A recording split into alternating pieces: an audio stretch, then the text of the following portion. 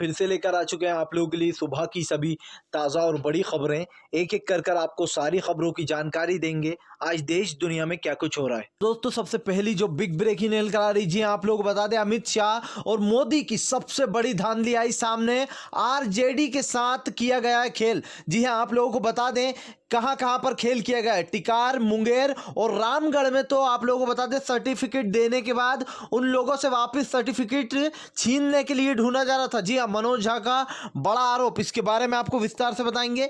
वहीं पर दूसरी बिग ब्रेकिंग में हम आपको बताएंगे। जी हां, दरअसल आप लोग बता दें कन्हैया कुमार बने पार्टी के हीरो। जी हां, अगर आप लोगों को बता दें अगर तेजस्वी यादव है हीरो तो कन्हैया कुमार भी है हीरो। दरअसल आप लोग बता दें कन्हैया कुमार का जिस तरीके से जितने भी जगह उन्होंने प्रचार किया था उसमें 18 सीटों पर उन्होंने जीत पाई है। जी हां, इसके बारे में आपको विस्तार से बताएंगे।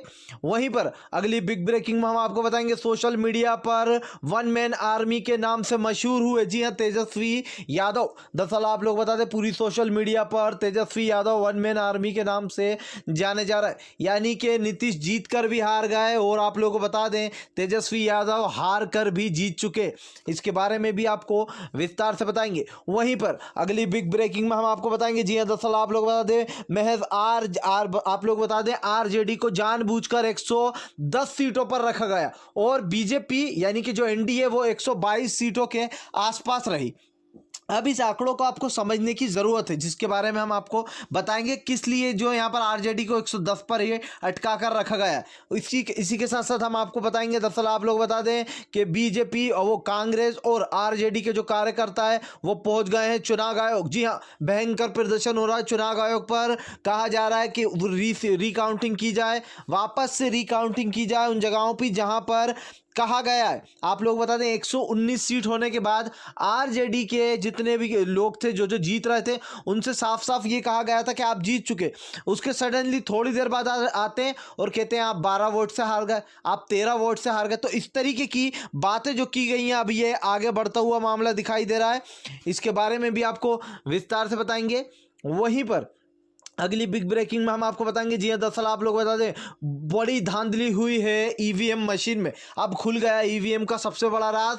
मशीनों की 40 से 50% जो वहां पर मशीनें हैं उनकी सील टूटी हुई है। जी हां, आप लोगों को बता दें 40 से 50% जितनी भी मशीनें थी ईवीएम उनकी सील टूटी हुई थी। तो अब आप सोच लीजिए जहां जहां पर भी वोट डाले जा रहे थे वहां पर वोट डाल रहे थे आरजेडी को, जा रहे थे 5-5 बीजेपी में। तो यानी कि जो जितना भी खेल किया गया है ये रात के वक्त किया गया।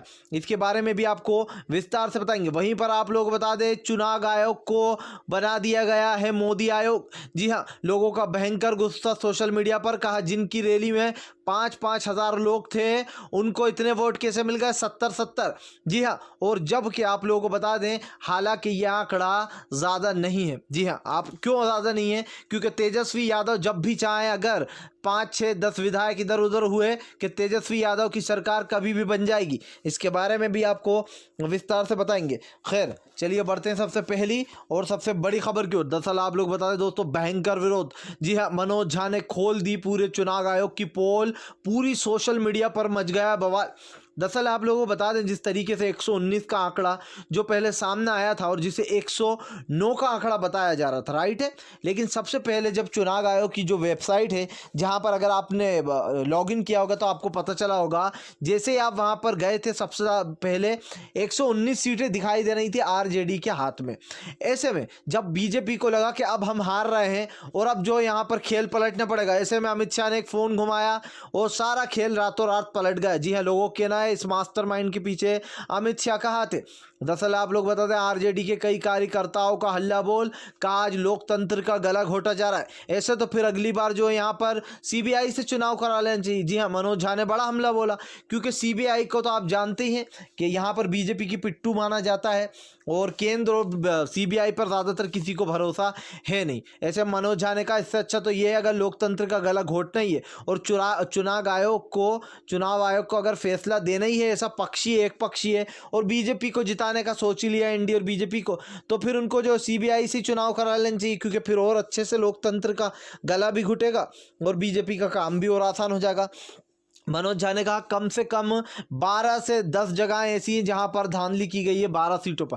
दरअसल आप लोग बता दें, टिकार में जो यहां पर विधायकों से किया गया, आप जीत गए, उसके बाद उनसे जो उनका पत्र था वो वापस ले लिया गया। उसके बाद मुंगेरी में भी यही हुआ है, आप लोग बता दें। उसके बाद आप लोग बता दें रामगढ़ में तो उल्टा हुआ, जो विधायकों को पत्र दे चुके थे जहां पर जीते हैं आरजेडी के विधायक, उन लोगों को ढूंढा जा रहा था कि इनसे वापस से जो सर्टिफिकेट ले लिया जाए और कह दिया जाए कि आप भी नहीं जीते। ऐसे आरोप लगाए हैं मनोज झा ने, और उनका कहना है कि हमने साफ साफ जो चुनाव आयोग ने हमसे कहा जो भी कार्रवाई होगी हम करेंगे, और आपको आश्वासन देते हैं कि सच का साथ दिया जाएगा। तो अब आप सोच लीजिए क्या सच का साथ दिया जाएगा और क्या होने वाला। ये तो खैर हमें पता है कि एक बार तीर कमान से जो निकल जाए वो फिर से वापस नहीं आता है। खैर चलिए हम बढ़ते हैं एक और अगली बिग ब्रेकिंग की तरफ। बता दें आप लोगों को, तेजस्वी यादव हार कर भी जीते और नीतीश जीत कर भी हार गए। दरअसल आप लोग बताएं, तेजस्वी यादव का सोशल मीडिया पर भयंकर जो है यहाँ पर लोगों को समर्थन मिल रहा है। जी हाँ, कहा Tejashwi Yadav one man army बन चुके। आप लोगों को बता दें आरजेडी अब तक की सबसे बड़ी पार्टी बन चुकी है। जी हाँ, जिसके आगे नीतीश भी नहीं ठहर पाए, इतनी बड़ी पार्टी। दरअसल सबसे बड़ी बात जो यहाँ पर निकल कर आ रही है, ज़्यादातर लोगों ने जिन्होंने जो एक्सपीरियंस लोग हैं, ये तो हम मानते हैं खैर ईवीएम का घोटाला सबसे ज़्यादा हुआ, लेकिन कुछ लोगों का कहना है कि सबसे अगर घोटाला भी होता तो ज़्यादातर जिसकी वजह से हार गई आरजेडी वो है कहीं ना कहीं कांग्रेस। जी हाँ, कांग्रेस को इतनी ज़्यादा सीटें नहीं देना थी, ऐसा माना जा रहा है। तेजस्वी यादव को उन्होंने जो इतनी सीटें दे दी वो काफ़ी भारी पड़ गई उनको। अगर इसी सीटों पर उनके लोग होते, ज़्यादा 40 सीटें देना थी, लेकिन उनको 80 से लगभग सीटें दी गई थी कांग्रेस को, और जीत उन्होंने सिर्फ जो 19 सीटों पर ही की। अब ऐसे में बड़े सवाल ये उठते हैं कि कांग्रेस का तो, हालांकि कांग्रेस ने कई जगहों पर बहुत ही बढ़िया वो किया प्रदर्शन, और ऐसे में कई जगहों पर जीत हासिल कर ली, लेकिन सबसे बड़ी बात यह है कि जब आपके हाथ में कानून का खजाना लग जाए तो फिर आप कुछ भी करते रहो, फिर खैर आप ढूंढते रहो गलती कि इस वजह से हुआ या उस वजह से। लेकिन सबसे बड़ी बात यह है कि ये जो भी हुआ ये सब धांधली की वजह से ही हुआ है, वरना हमने देखा है तेजस्वी यादव की रैली में कितनी भीड़ थी और बीजेपी की रैली में कितनी भीड़ थी। इस बात को आप लोग जो है यहाँ पर वो नहीं कर सकते, झुठला नहीं सकते कि तेजस्वी यादव उभर के सामने है। और इसीलिए आज सोशल मीडिया पर सिर्फ और सिर्फ तेजस्वी यादव का रिकॉर्ड बन रहा है, और तेजस्वी यादव को लोग वन मैन आर्मी के नाम से बधाइयाँ दे रहे हैं, कह रहे तेजस्वी आप जीत कर भी हार चुके हो। और सच्ची बात बताऊं आप लोगों को, तो नीतीश को डर है। जी हाँ, क्योंकि कभी भी सरकार गिर भी सकती है। अगर एक तरीके से देखा जाए तो 110 और 122 का आंकड़ा जो होता है, या फिर 25 मान लीजिए, जो आंकड़ा होता है ये ज़्यादा बड़ा नहीं होता। अगर 10 से 15 विधायक इधर उधर हुए तो समझ लो तेजस्वी यादव की सरकार बन जाएगी। जी हाँ, अगर गिर गए, जैसे कि बागी विधायक हो जाते हैं, भोपाल में हमने देखा किस तरीके से एमपी में लोगों को जो खरीदा गया, जो एमपी में इतना बड़ा घोटाला हुआ है उसकी भी चर्चाएं हो रही हैं। भाई अगर एक तरीके से देखा जाए तो सिर्फ 9 सीटें मिली हैं कांग्रेस को एमपी में, और शिवराज सिंह चौहान को 18, तो 9 का ये जो डबल आंकड़ा है। हालांकि ये खैर एक जगह चुनाव हुए हैं, अगर पूरे चुनाव होते तो ऑब्वियसली इसमें कांग्रेस ही वोट लाती, लेकिन सबसे बड़ी बात यह है कि वहाँ पर भी ईवीएम में सबसे बड़ा घोटाला हुआ। जहाँ जहाँ बीजेपी की पार्टी है वहाँ वोट ज़्यादा कैसे, सबसे बड़ा सवाल ये आ जाता है। ये वही बीजेपी की पार्टी है जिसने अभी बहुत ही गंदा प्रदर्शन दिया था, जगह जगह से हार रही थी बीजेपी की पार्टी, कई जगहों पर हारी थी, और ऐसे में लोगों के सवाल उठ रहे हैं अब क्या लोकतंत्र की हत्या की जा रही है। क्योंकि चुनाव आयोग में जिस तरीके से हुआ है, रात्रि पीएम मोदी ने जो ट्वीट करा था उस पर भी बवाल उठा, क्योंकि उन्होंने 11:58 पर एक ट्वीट कर दिया था, क्या जो है यहाँ पर एनडीए को बहुत बहुत बधाई, लोकतंत्र को सहारा मिला जनता से बिहार की। अब आप खुद सोचिए कि पीएम मोदी को कैसे पता चला कि भाई यहाँ पर एनडीए जो है वो जीत रही है। जाहिर सी बात है उन्हें पहले से पता होगा, वरना पहले से पता ना होता तो वो कैसे बोल सकते थे कि यार ये बधाई हो भाई। तो इस चीज़ पर भी सवाल उठे। खैर चलिए हम बढ़ते हैं एक और अगली बिग ब्रेकिंग की तरफ। बता दें आप लोग को अगली जो बड़ी खबर निकल कर आ रही, जी हाँ, जीत के आधे भागीदार हैं आप लोग बता दें कन्हैया कुमार भी। दरअसल जिस तरीके से यहाँ पर तेजस्वी यादव की बड़ाई हो रही है उसमें सबसे बड़ा जो हाथ रहा है वो कन्हैया कुमार का भी रहा है। हालांकि एक भी गोदी मीडिया आपको ये नहीं बताएगी कि कन्हैया कुमार का कितना अच्छा प्रदर्शन रहा है, क्योंकि जो लोग मोदी के खिलाफ हैं उनके बारे में बात करना भाई यहाँ पर गोदी मीडिया को अच्छा नहीं लगता है। लेकिन हम आपको बताते 18 सीटों पर जीत हासिल की है कन्हैया कुमार ने। हालांकि कन्हैया कुमार से सब जगह प्रचार नहीं कराया गया, बस उन जगहों पर प्रचार कराया उन्होंने, गिनी चुनी जगह पर। लेकिन अगर उनसे प्रचार कराया जाता और ज़्यादा तो शायद और भी ज़्यादा आंकड़े बढ़ते। जी, आप लोगों को बता दें कन्हैया कुमार उभर के सामने आए और जिस तरीके से उनकी पॉपुलैरिटी देखने को मिली है ये सच में काबिल तारीफ है। सब लोग हालांकि तेजस्वी यादव कर रहे हैं, लेकिन कन्हैया कुमार सबसे बड़े हीरो निकले। जिस तरीके से उनका एक अलग ही नेतृत्व निकल कर आया है ये सच में काबिल तारीफ है। खैर चलिए हम बढ़ते हैं एक और अगली बिग ब्रेकिंग की तरफ। दरअसल आप लोग बता दें अगली जो बड़ी खबर निकल कर आ रही है, जी हाँ आप लोग बता दें एनडीए का किला गिरा दिया, तेजस्वी यादव ने हिलाकर रख दिया। आप लोगों को बता दें बुरी तरीके से इस पर दिग्गी ने हमला बोला, कहा जो भी हुआ वो ठीक है। जी हाँ, दरअसल दिग्गी ने आप लोग बता दें हमला बोलते हुए कहा कि नीतीश जी अब बीजेपी का साथ छोड़िए और तेजस्वी का साथ अपना लीजिए। मैं तो कहता हूँ तेजस्वी यादव का, जिस तरीके से आपने 2005 या 6 में पलटी मारी थी, अब फिर से एक बार पलटी मारिए और तेजस्वी यादव के साथ हो जाइए। जी हाँ, वहाँ आपको बहुत ज़्यादा फायदा है और बच्चे को आशीर्वाद दीजिए। इस तरीके की बातें बोली हैं आप लोग बता दें दिग्विजय सिंह ने। वैसे दिग्विजय सिंह की बात में दम है, अगर यहाँ पर नीतीश मिल जाते हैं और बिहार में अच्छे काम करिए, ये भी बोला उन्होंने कि तेजस्वी यादव से मिलकर अब बिहार की जनता के लिए अब तो कुछ अच्छा कीजिए ताकि अगली बार जनता आपको सच में चुन ले। दरअसल आप लोग बता दें कि यहाँ पर दिग्गी जो कि ईवीएम के हमेशा से खिलाफ रहे हैं, बैलेट पेपर पे जो यहाँ पर हमेशा से उन्होंने यही कहा है कि बैलेट पेपर से होना चाहिए चुनाव, लेकिन जिस तरीके से चाइना की मशीनों का दुरुपयोग किया जा रहा है, आप खुद सोचिए अमेरिका कितनी बड़ी जगह है, वो लोग चाहें तो वो भी जो है इससे यूज कर सकते हैं, इससे चुनाव कर सकते हैं। आखिर अमेरिका जो कि सबसे बड़ा शक्तिशाली देश माना जाता है वो क्यों नहीं करता है? जी हाँ, आप खुद सोचिए वो क्यों नहीं करता है जो यहाँ पर ईवीएम मशीनों से चुनाव। तो ये आप सोचने वाली बात है कि एक तरफ हमारे इंडिया में ईवीएम को इतनी वो दी जा रही है, भाई बैलेट पेपर से कराइए, अभी दूध का दूध पानी हो जाएगा। अभी बीजेपी की सरकार को 20-30 सीट से ज़्यादा मिलना नहीं है, 19-20 सीट से ज़्यादा।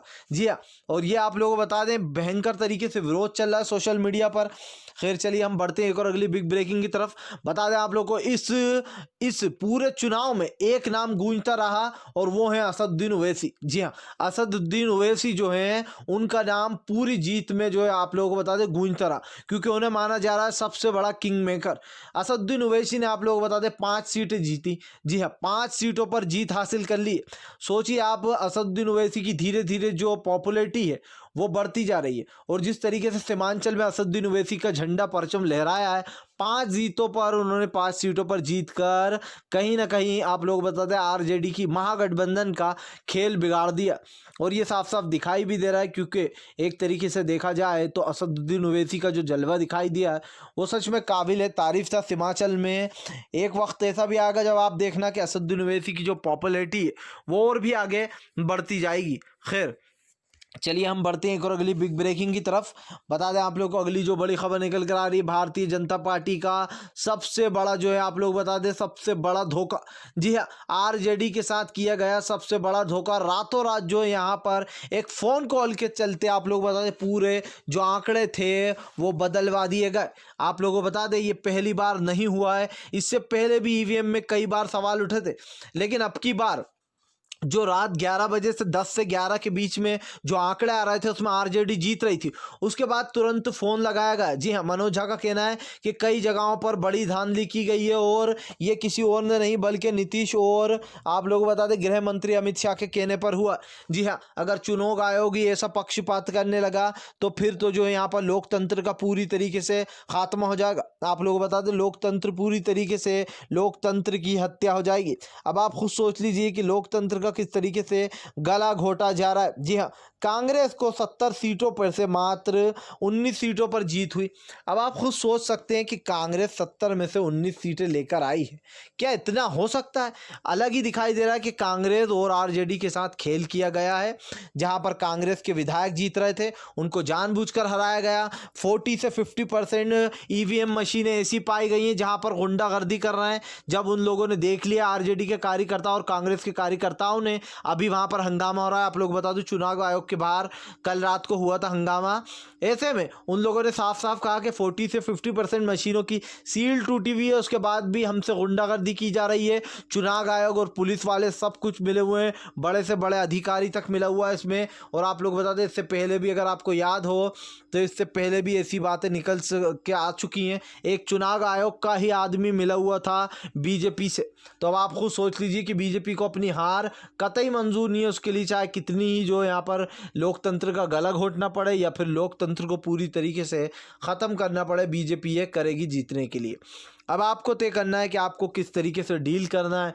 जी हाँ, या तो फिर इस सरकार की तानाशाही से सहते रहो, या फिर आप शांतिपूर्ण ढंग से इसके खिलाफ एकजुट होकर जनता आवाज़ उठाएगी।